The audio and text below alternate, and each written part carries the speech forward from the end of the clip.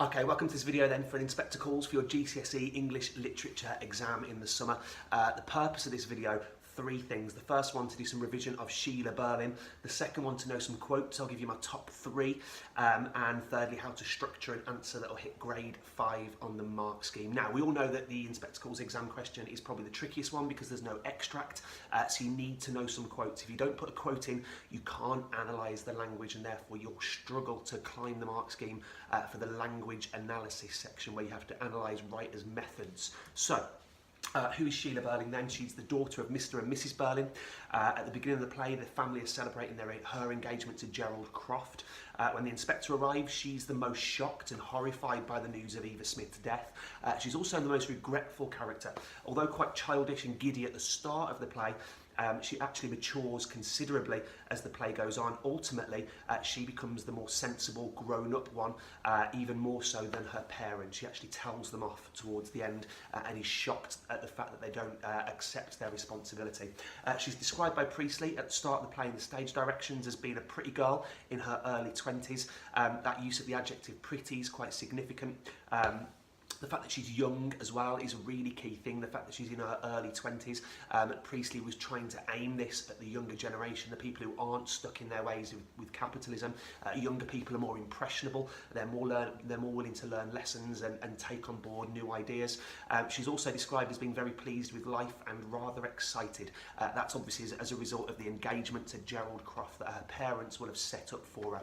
So my top three quotes then. Number one is this one. "Oh, Gerald, you've got it. Is it the one you wanted me to have?"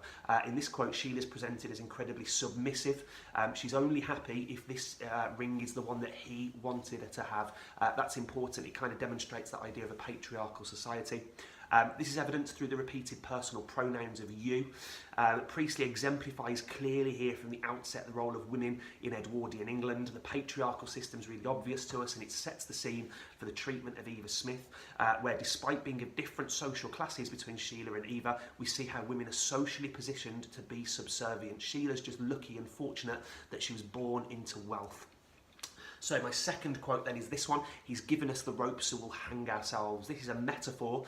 Sheila has identified here that the inspector already knows everything.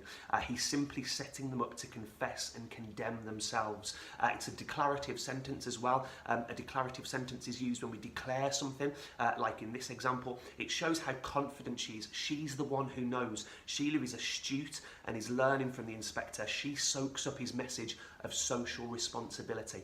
She actually goes on later to warn her mother to stop talking and to stop condemning herself, because she's clocked what the inspector's doing and what he wants to achieve. My third quote is this one. "I suppose we're all nice people now.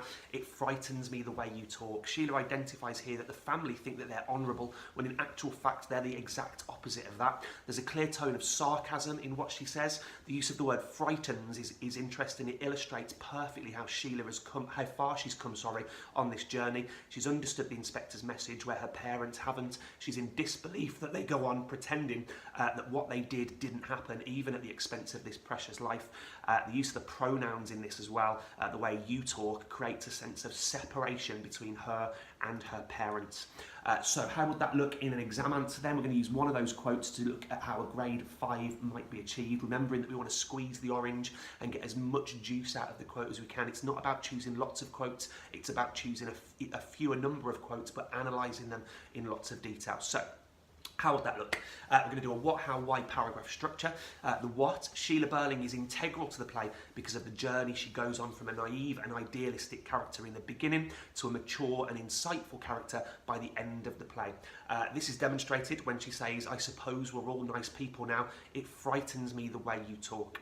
Priestley creates a clear tone of sarcasm here to illustrate how Sheila has identified that her family believe themselves to be honourable when in fact they are the complete opposite. His use of the pronoun you creates a sense of separation, as though Sheila is no longer associating herself with the opinions and beliefs of her parents. It's not the way she talks, it's the way they talk.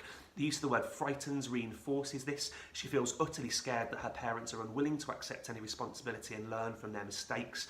Sheila is one of the only characters who learns from the inspector's message of socialism. Notice how we've talked about a couple of writers' methods there, the sarcasm, the use of the pronouns, the use of the word frightens. We've squeezed the orange on that quote, and we've talked about some context as well through the use of socialism and capitalism. So what I would do now, have a go using one of the other quotes to form a paragraph just like this. There's some resources online on my website, mrcrawfordenglish.com. You can find some stuff there, /revision, and there's some light in the pack cards there too to help you to remember some quotes for the exam. You don't need to remember millions of quotes, just 2 or 3 really good quotes for each character should be enough to help you get through that exam. You can also follow my Instagram at mrcrawfordeng for daily revision and tips to revise all the way up to the exams as well. Laters.